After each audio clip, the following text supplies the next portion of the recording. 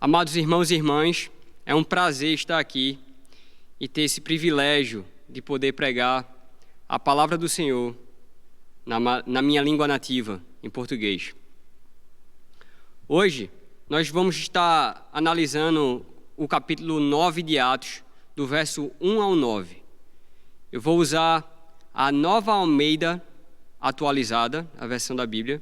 Eu gostaria de pedir a você que abrisse em Atos, capítulo 9, verso 1 a 9, e acompanhasse a leitura comigo. Lemos.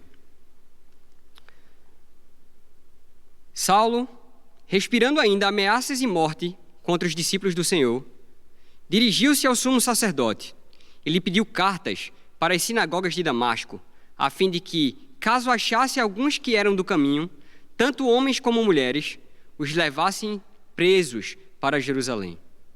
Enquanto seguia pelo caminho, ao aproximar-se de Damasco, subitamente uma luz do céu brilhou ao seu redor. Ele caiu por terra e ouviu uma voz que lhe dizia: Saulo, Saulo, por que você me persegue? Ele perguntou: Senhor, quem é você? E a resposta foi: Eu sou Jesus, a quem você persegue. Mas levante-se e entre na cidade, onde lhe dirão o que você deve fazer. Os homens que viajavam com Saulo pararam emudecidos, ouvindo a voz, mas não vendo ninguém.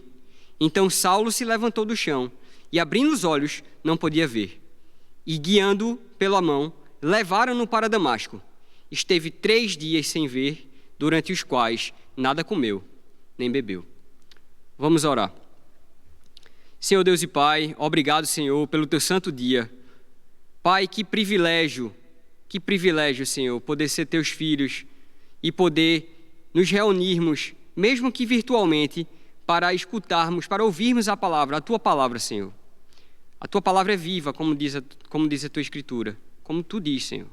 Eu te peço que o Senhor possa estar usando essa palavra hoje, a Escritura, a tua Santa Escritura, para tocar o coração dos homens e convertê-los, Senhor, se eles ainda não forem teus. Para aqueles que são teus filhos, Senhor, que tu possa estar direcionando eles pelo caminho certo e ter a atitude certa como servos do Senhor Jesus Cristo. Abençoa, Senhor, essa pregação, que seja pregada a tua palavra e não a minha opinião. E que meus irmãos e irmãs, sejam eles quem forem que estiverem ouvindo essa pregação, possam entender a tua palavra, Senhor. Que o teu Santo Espírito possa atuar no coração deles, operar no coração deles, para que eles venham entender a tua santa palavra, Pai. No nome de Cristo é que eu te oro e te peço, Senhor. Amém. Queridos irmãos, hoje eu gostaria de contar uma história interessante para vocês. Essa história trata sobre um ciborgue chamado T-800. Ele era um perseguidor ferrenho da humanidade e de seu líder. O nome desse líder era John Connor. Esse ciborgue foi responsável pela morte de muitos homens e perseguia a resistência de forma implacável.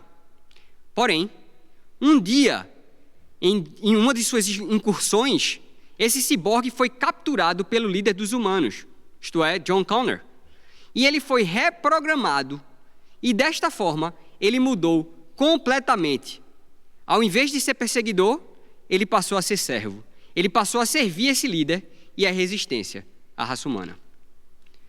Por mais que a história desse filme, que é O Exterminador do Futuro, seja muito interessante, e acredite em mim quando eu digo que é muito interessante, eu nasci nos anos 80, e eu gosto realmente de muitos filmes dos anos 80, e O Exterminador do Futuro é um deles. Eu realmente gosto dessa história.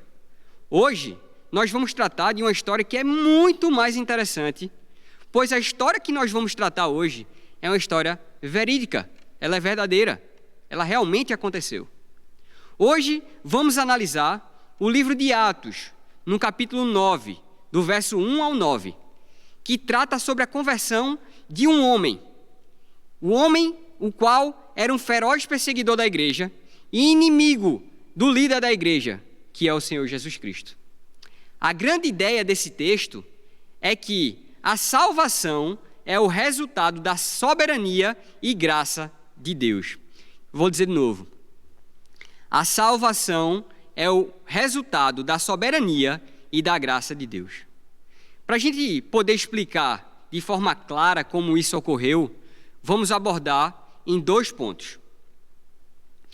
O primeiro ponto, que vai do verso 1 ao 2, é o feroz perseguidor. A gente vai tratar desse tópico. E o segundo tópico é transformado pela graça, que vai do verso 3 ao verso 9. Bom, meus irmãos, de fato, Paulo era um feroz perseguidor da igreja, como afirma o autor do livro de Atos, Lucas. Pois Paulo não apareceu no livro de Atos de repente, apareceu de repente no capítulo 9, o autor começa a falar de um tal de Saulo que vem perseguindo a igreja. Não, Lucas já tinha apresentado Saulo 3 vezes antes. Capítulo 7, verso 58, capítulo 8, verso 1 e capítulo 8, verso 3. Paulo foi apresentado, por exemplo, quando Estevão estava sendo apedrejado pelo povo, Paulo nos foi apresentado como aquele que aprovava o que estava acontecendo. As pessoas colocaram as vestes de Estevão aos pés de Paulo e ele aprovou aquela situação. Todas essas citações que o autor de Atos, Lucas, nos dá, nos mostram alguém que realmente estava perseguindo a igreja do Senhor Jesus Cristo. A linguagem que Lucas usa para descrever Paulo, por exemplo, no capítulo 8, verso 3, a palavra específica que aparece nessa passagem, ela só aparece no Novo Testamento e no Salmo 80, verso 13, na versão da Septuaginta. Essa palavra, esse verbo que descreve a ação de Paulo, o que ele estava fazendo, traz a ideia de que Paulo era um animal feroz, destruindo uma plantação. Era assim que Paulo estava perseguindo a igreja. O seu coração transbordava de ódio por Cristo e seus seguidores. De fato, ele era um inimigo feroz e temível. Ele não era alguém manso que vinha e pedia às pessoas, por favor, para serem presas. Não, ele era alguém temível, como um animal feroz que destruía uma plantação. Mas Paulo tinha um plano. E o plano de Paulo era de ter contido aquela revolta desses, então, chamados cristãos, lá em Jerusalém. A gente vê isso quando Estevão foi apedrejado. Porém, como aconteceu como o Dr. Sitema falou na pregação dele no capítulo 8, quando ele trata dos primeiros 4 versos, a igreja foi espalhada por causa da perseguição que começou dentro de Israel. E só quem permaneceu dentro da igreja, lá em Jerusalém, foram os apóstolos. O resto da igreja de Jerusalém toda foi espalhada.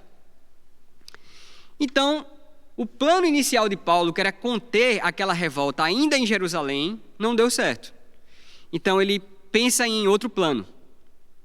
E Paulo pensa em um plano para destruir os seguidores de Cristo. E então ele vai até o sumo sacerdote e persuade esse sumo sacerdote para conseguir uma autorização para, caso ele encontrasse cristãos em Damasco, fossem homens ou mulheres, ele pudesse trazê-los a Jerusalém e prendê-los e colocá-los em cadeia. Os judeus, nessa perseguição, não necessariamente estavam matando os cristãos, porque esse poder de matar pertencia a Roma, que dominava o povo judeu nessa época. Porém, Paulo estava levando esses cristãos para a cadeia e jogando eles em cadeias e deixando lá até que eles fossem julgados, inclusive para a morte. E Paulo vai com esse intento de persuadir o sumo sacerdote, e ele consegue isso. E ele vai para Damasco, preparado, porque ele vai armado, com homens e com autorização do sumo sacerdote. Depois dele conseguir essa autorização do sumo sacerdote, é como se ele se autodenominasse um inquisitor daqueles que seguiam a Cristo. De uma forma mais moderna, a gente pode descrever o que Paulo tinha em suas mãos, era uma autorização de extradição dos judeus que fugiram de Jerusalém. Como assim extradição? Extradição é pegar rebeldes que tivessem em outras cidades ele teria, debaixo da lei, a autorização para tirar aqueles rebeldes da cidade de Damasco e trazê-los para a cidade de Jerusalém. Por lei, ele era autorizado pelo sumo sacerdote dos judeus. Então, vejam que tipo de inimigo a igreja estava enfrentando, certo? Era um inimigo feroz, era um inimigo implacável, era um inimigo, como Lucas descreve, que é descrito como um animal selvagem destruindo uma plantação. Não era algo fácil. Era um inimigo que estava disposto a fazer qualquer coisa para destruir aqueles que seguiam a Cristo e os quais ele considerava parte de uma rebelião contra a verdadeira religião dos judeus. Agora, queridos irmãos, vocês podem olhar para esse exemplo de Paulo, que no caso na época era Saulo, se portando como inimigo da igreja e pensar, bom, eu não ajo como inimigo da igreja. Hoje, gostaria de dizer a vocês que sim, nós cristãos muitas vezes agimos como inimigos da igreja, apesar de sermos filhos de Deus e fazer parte do povo de Deus. Muitas vezes nossas ações, por causa do pecado que ainda existe em nós, elas são de rebelião contra Deus e nos faz agir como inimigos de Deus. Um exemplo disso é o que eu observei aqui na Carolina do Sul. Eu moro aqui há mais de 2 anos. E aqui no Sul, não em todos os lugares, é verdade, mas ainda em muitos lugares, existe uma cultura da segregação. O que é isso? Existem igrejas para negros, igrejas para brancos, igrejas para hispânicos, e assim vão dividindo o povo de Deus.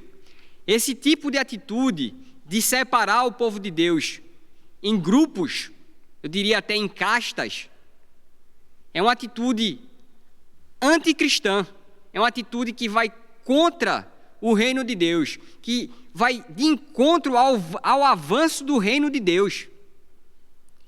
Porque, meus irmãos, não existe igreja para branco, igreja para negro, igreja para hispânico.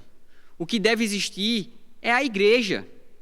Porque toda tribo e raça e nação, existem eleitos de todas as partes do mundo, que fazem parte de um só povo, com uma só cabeça, que é o Senhor Jesus Cristo.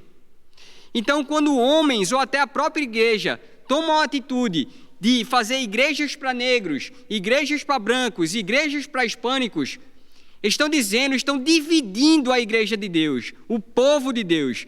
E dividir o povo de Deus é perseguir o povo de Deus, é agir como um perseguidor do povo de Deus. Perceba, a igreja de Jerusalém foi espalhada por causa de uma perseguição. Quando se tem esse tipo de atitude de dividir o povo em igrejas para específicas raças, que até raça não existe, existe a raça humana, é uma só raça, um só povo, certo? Quando tomam esse tipo de atitude, eles estão dividindo e indo contra a igreja do Senhor Jesus Cristo, se portando como perseguidores. Então, meus irmãos, eu venho aqui dizer a vocês que nós temos na nossa vida nos portarmos não como perseguidores, mas como servos do Deus vivo, do nosso Senhor Jesus Cristo.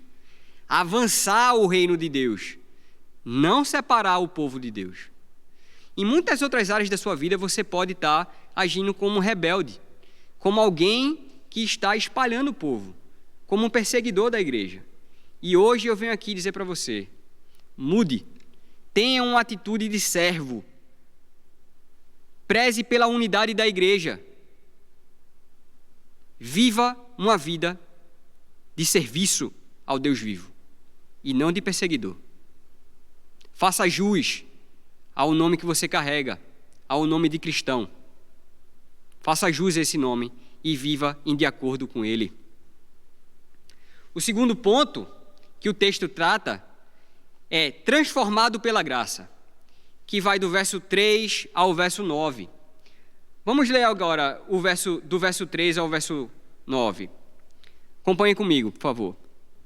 A palavra de Deus diz assim, verso 3: Enquanto seguia pelo caminho, ao aproximar-se de Damasco, Subitamente, uma luz do céu brilhou ao seu redor, e ele caiu por terra e ouviu uma voz que lhe dizia: Saulo, Saulo, por que você me persegue? E ele perguntou: Senhor, quem é você? E a resposta foi: Eu sou Jesus, a quem você persegue. Paremos aqui e analisemos o texto um pouco mais. Ao lermos esses versos, nós podemos notar que Saulo e seus companheiros de viagem estavam quase chegando em Damasco. Essa é a primeira coisa que a gente pode notar, que eles estavam quase chegando na cidade de Damasco. Muitas vezes, quando a gente lê a Bíblia, nós não temos a noção da distância, do tempo que levaria de Jerusalém até Damasco. Bom, o tempo da viagem de Jerusalém até Damasco era mais ou menos uma semana. Então, pensem comigo. Saulo é descrito por Lucas como um animal selvagem destruindo uma plantação. Ele tem uma autorização do sumo sacerdote, homens e armas, e está se dirigindo para Damasco. E ele vem uma semana nesse caminho até Damasco. Irmãos, ele veio uma semana juntando ódio no coração. Ele não veio com boas intenções. Ele vinha para prender homens ou mulheres, jogá-los em cadeias. Então, durante uma semana, ele foi nutrindo aquele ódio pelos cristãos e pelo Senhor Jesus Cristo. Ele vinha maturando esse ódio durante uma semana. Como um animal enraivecido, sedento por encontrar cristãos e prendê-los. Era assim que ele vinha. Porém, meus irmãos, e aqui eu repito, porém, Saulo não contava com uma coisa. Saulo não contava com a soberania do Deus Trino. Ele e seus companheiros estavam quase chegando a Damasco. Mas, eis que, ao meio-dia, quando o sol brilha mais forte, uma luz mais forte que o sol, de repente aparece e cega Saulo, e o derruba do seu cavalo, e o põe de joelhos aos pés daquele que diz: Saulo, Saulo, por que você me persegue? E Saulo responde com a voz trêmula, atônito: Quem é você, Senhor? E o Senhor responde: Eu sou Jesus, a quem tu persegues. Que cena impressionante, meus irmãos. Que cena impressionante. Parem e pensem comigo. Imaginem essa cena. Saulo quase chegando a Damasco. O Senhor Jesus Cristo aparece para ele com a luz mais forte que o sol do meio-dia e o derruba e o coloca de joelho. Aquele que era o inimigo implacável da igreja agora estava aos pés de Cristo e dizendo: Quem és tu, Senhor? Nessa situação, irmãos, Saulo entendeu rapidamente 3 coisas. Primeira, a glória de Deus é tão grande que cega um homem. Irmãos, vocês já tentaram olhar para o céu quando o sol está no pico, está ao meio-dia? Dói os olhos demais, é impossível. Se você continuar olhando, se você passar muito tempo olhando para o sol, quando está ao meio-dia, principalmente ao meio-dia, você vai ter um problema de visão. Você vai ferir os seus olhos. Porém, a luz que apareceu para Saulo foi tão forte, que era mais forte que o sol que brilhava ao meio-dia, que fez com que ele, Saulo, caísse do cavalo, sem enxergar nada. Segunda coisa que Saulo rapidamente entendeu, quando isso tudo estava acontecendo: o fato de que Cristo se identifica com a sua igreja. Como assim? Cristo pergunta a Paulo: Saulo, Saulo, por que me persegues? E Saulo responde: Quem és tu, Senhor? E Cristo diz: Eu sou Cristo, a quem você persegue. Perceba que Cristo aqui se identifica com a sua igreja. E isso significa que aquele que persegue um cristão que seja, está perseguindo o próprio líder, o próprio Senhor da igreja, que é o Senhor Jesus Cristo. Ele aprendeu aquilo naquele momento. E a terceira coisa que Paulo aprendeu imediatamente naquele momento, foi que Cristo estava vivo. Cristo estava mais vivo do que nunca. E que o que os apóstolos pregavam era a mais pura verdade. E que ele, Paulo, é que estava vivendo na mentira e perseguindo aqueles que não deveriam ser perseguidos. E servindo líderes errados. Servindo um falso evangelho. Nesse momento que Paulo cai do cavalo, de joelhos, aos pés de Cristo, o seu conquistador ali, ele percebe essas três coisas. Mas a narrativa continua. E aí a gente pode observar aqui o verso 6, que diz assim, leiam comigo, eu sou Jesus a quem você persegue, mas levante-se e entre na cidade, onde lhe dirão o que você deve fazer. A narrativa continua no verso 6 e 7. E a gente lê que Saulo, assustado, pergunta ao Senhor, Senhor, que queres que eu faça? E Cristo responde, levante-se e entre na cidade, e lá lhe será dado mais instruções. Meus irmãos, como mudou o cenário, não é mesmo? Como a situação aqui mudou. Aquele homem que estava indo ferozmente prender cristãos, agora está aos pés de Cristo, o seu conquistador, perguntando, assustado e humildemente, o que deve fazer. E Cristo lhe responde. A resposta de Cristo não é uma sugestão. Cristo dá uma ordem, um comando para Saulo. E Saulo, de pronto, obedece. Cristo diz, levante-se e entre na cidade, e lá lhe serão dadas mais instruções. Saulo, de pronto, sem retrucar, levanta-se e vai para a cidade de Damasco. É necessário também perceber que nessa mesma cena, quando a gente lê o verso 7, vamos ler o verso 7 para vocês entenderem o contexto. O verso 7. Os homens que viajavam com Saulo pararam emudecidos, ouvindo a voz, mas não vendo ninguém. Tem uma versão da Bíblia, da Almeida, Revista Atualizada, que diz que eles estavam atônitos. Então, enquanto tudo isso estava acontecendo, essa luz aparece, mais forte do que o sol, Paulo cai de joelho, cego, aos pés de Cristo, e pergunta a Cristo o que é que ele deve fazer. Os homens que estavam vindo com Paulo de Jerusalém para prender cristãos em Damasco estão emudecidos, eles estão atônitos com toda aquela situação. E eles podiam ouvir a voz, mas eles não enxergavam nada. Então Paulo, obedecendo a ordem do Senhor Jesus Cristo, após perguntar o que ele deveria fazer, de pronto se levanta e entra em Damasco. Então, a gente pode ver isso aqui no verso 8. Então Saulo se levantou do chão e, abrindo os olhos, não podia ver, não podia enxergar. E, guiando-o pelas mãos, levaram-no para Damasco. Então, aqueles homens que viram toda aquela situação ocorrendo, pegam Paulo pela mão e vão e entram na cidade de Damasco, obedecendo a ordem, o comando expresso que o Senhor Jesus Cristo tinha dado a Saulo naquele momento. Que cena impressionante, não é? Eu repito, que cena impressionante. Parem para imaginar essa situação. Que cenário impressionante. E aqui a gente vê o cenário mudar novamente, não é? A gente vê que Saulo estava quase atingindo o objetivo dele de chegar na cidade de Damasco.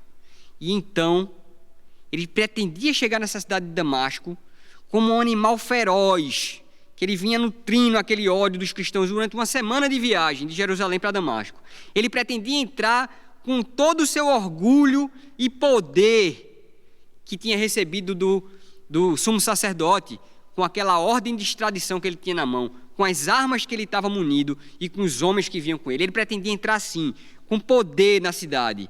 Ele pretendia entrar como um inquisitor da igreja de Cristo naquela cidade, para prender cristãos.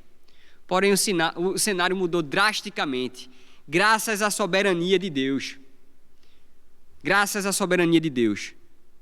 O cenário muda drasticamente, porque o que vemos é um homem entrando naquela cidade de forma humilde, sendo guiado pelas mãos, pelos seus companheiros. A gente vê um homem cego entrando naquela cidade, certo? E obedecendo uma ordem, um comando expresso daquele a quem ele perseguia. O perseguidor aqui, agora não é mais perseguidor.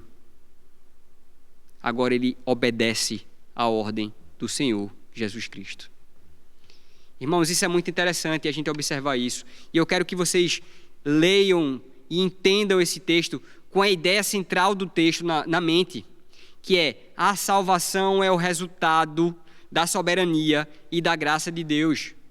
Veja que a soberania e a graça de Deus está em ação em todos os momentos nessa passagem aqui, como na Bíblia toda. Mas especificamente dessa passagem que nós estamos tratando, desde o verso 1 até o verso 9, a soberania e a graça de Deus está em ação. Aquele homem que era um perseguidor da igreja, que queria destruir a igreja, os que ele chamava de rebeldes, agora é um homem cego, humilde, sendo carregado pelas mãos, entrando na cidade e obedecendo a ordem do Senhor Jesus Cristo. É interessante, e eu estresso aqui a ideia, eu gosto de deixar clara essa ideia de que a salvação é o resultado da soberania e da graça de Deus, porque uma outra coisa que podemos observar é que Cristo buscou a Paulo. Não foi Paulo que buscou a Cristo. Paulo não disse: eu vou dar uma chance para Jesus, eu aceito Jesus. Não. A palavra é clara. De repente, uma luz. Cristo buscou Paulo. Deus, na sua soberania e com a sua graça, age na vida dos homens, salvando-os. Então, o homem não tem participação na salvação, mas a salvação pertence por inteiro ao Senhor Jesus Cristo, ao Deus Trino. Irmão, e aqui eu gostaria de, após expor esse texto, esses versos, aplicar para a vida de vocês. E aqui eu gostaria de fazer uma pergunta para vocês. Você é um convertido? Você é um cristão, verdadeiramente falando? Se você é um cristão, tenha atitude de servo perante o Senhor Jesus Cristo. Quando Cristo se encontra com Saulo naquela situação, a vida dele muda. E naquele momento, já de pronto, o Senhor dá uma ordem para Paulo e ele já tem uma atitude de servo. Tenha atitude de servo na sua vida. Viva para servir ao Senhor Jesus Cristo, seja em qualquer área que você for chamado. Se você foi chamado para ser um advogado, sirva, tenha uma atitude de servo sendo um advogado. Se você foi chamado para ser um dentista, tenha uma atitude de servo para ser um dentista. Se você foi chamado para ser mãe, ficar em casa, cuidar dos seus filhos, tenha uma atitude de serva de Cristo, cuidando da sua família. Tão nobre tarefa é essa, cuidar dos filhos. Irmãos, hajam com atitude de servo, porque essa foi a atitude de Saulo, que logo viria a se tornar Paulo. Lá, naquele encontro onde Jesus foi de encontro a ele, a vida dele ali já mudou. E ele ali já passa a obedecer e a observar os comandos do Senhor. Sim, nós somos pecadores. E sim, nós vamos falhar muitas vezes. Mas, quando falharmos, nós temos que ter a atitude de servo, de reconhecermos, pela graça de Deus, que nós falhamos, pedirmos perdão e fazermos a coisa certa. Isso é a atitude de servo perante a vida. Erros vão vir, mas reconhecer o erro e fazer o que é certo, só aqueles que foram mudados pelo Espírito Santo, pela ação do Espírito Santo, e são cristãos, é que vão poder fazer. O ímpio não vai se arrepender. No máximo, ele vai ter remorso. Mas o cristão não. Ele precisa ter essa atitude de servo constantemente na vida dele.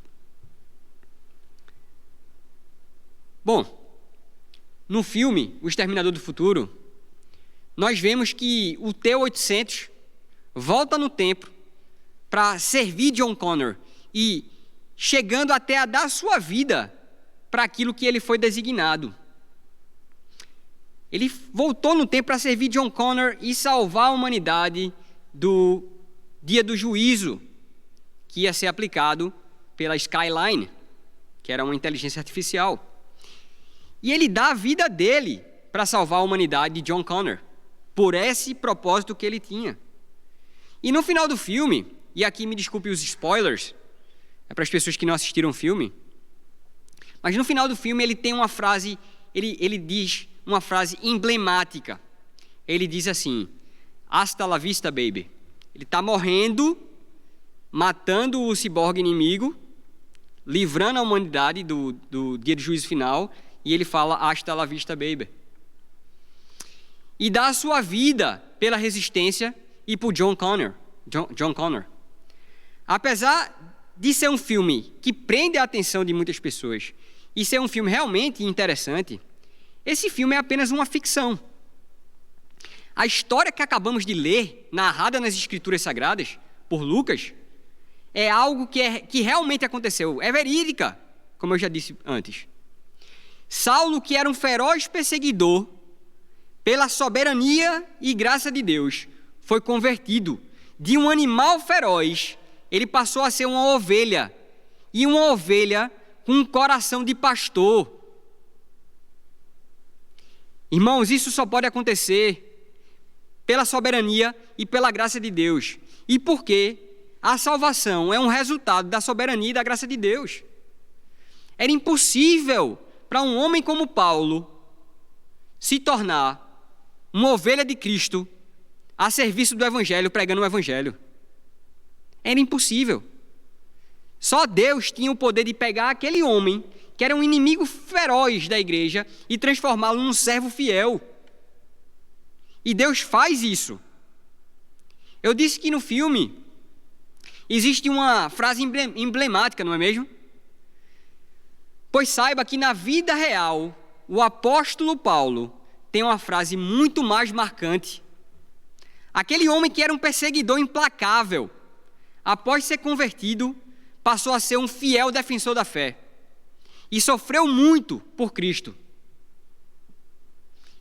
E no final da sua vida, após dar a vida para pregar o Evangelho e defender a fé, agora então Paulo, não mais Saulo, diz assim, prestem atenção: combati o bom combate, acabei a carreira, guardei a fé. Desde agora, a coroa da justiça me está guardada, a qual o Senhor, justo juiz, me dará naquele dia. E não só a mim, mas também a todos os que amarem a sua vida. Meus irmãos, Deus é tão poderoso que transforma os perseguidores em servos fiéis. Paulo diz aqui, não só a mim, mas também a todos que amarem a sua vinda. Essa realidade é para você também, meu irmão. E espero que no Senhor Jesus, você sendo convertido, que você possa viver uma vida com atitude de servo, sabendo que a salvação é o resultado da soberania, da graça de Deus. E guardar a fé, para um dia, juntos, com Paulo, nós possamos dizer, combati o bom combate, acabei a carreira e guardei a fé. Vamos orar. Senhor Deus e Pai, obrigado, Pai, pela Tua santa palavra. Obrigado, Pai, por nos mostrar essa incrível história, Pai, e que não é mera ficção, mas é verdadeira, aconteceu, Senhor. Obrigado, Senhor, porque essa história nos mostra quão grande é a Tua graça, quão grande é a Tua soberania, e que a salvação depende inteiramente de Ti, Senhor Jesus. Obrigado, porque somos salvos em Ti, Pai, e isso devemos 100% a Ti. Nada nos pertence. Pai, nós Te pedimos humildemente que o Senhor possa estar nos guardando de todo o mal e nos ajudando a progredir nessa caminhada cristã. Que possamos ser servos bons e fiéis nessa caminhada. E que um dia, Senhor, nós possamos dizer: combati a fé, combati o bom combate, guardei a fé. Senhor, esse é o nosso desejo. Nos abençoa, Pai. No nome de Cristo é que te oramos e te pedimos. Amém.